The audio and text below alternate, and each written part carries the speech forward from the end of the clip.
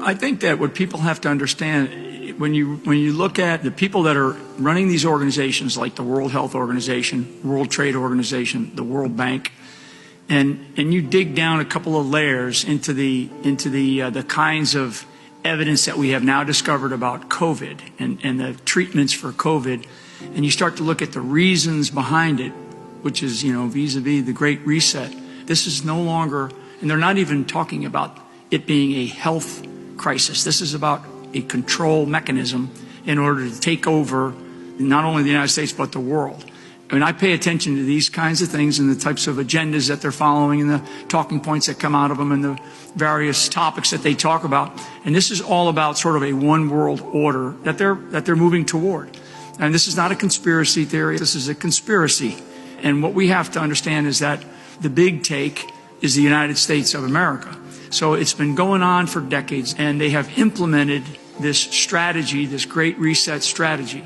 So people can go read the Great Reset book.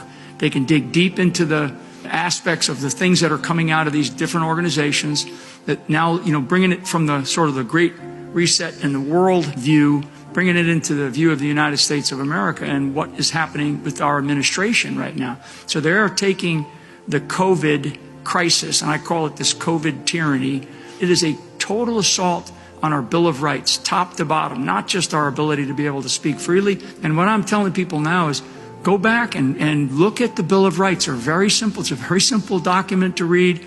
Read them, and I mean read them, because every single one of them is being threatened by this Great Reset.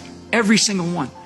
Courage is a decision that you have to make, and people that wouldn't normally step up in a time of crisis are the least expected type of person. So I want people to really understand that do not fear, what's in front of them, and think about how you're going to demonstrate courage, because it's a decision, and people across this country have to make that decision.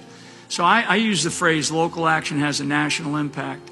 And there's great examples out there. There's examples in Iowa, there's examples from Ohio, where people stepped in to the local level and they overturned their school boards. They overturned the town council or the mayors of their cities, because these were essentially socialists that were running these school boards. The other thing is that I look at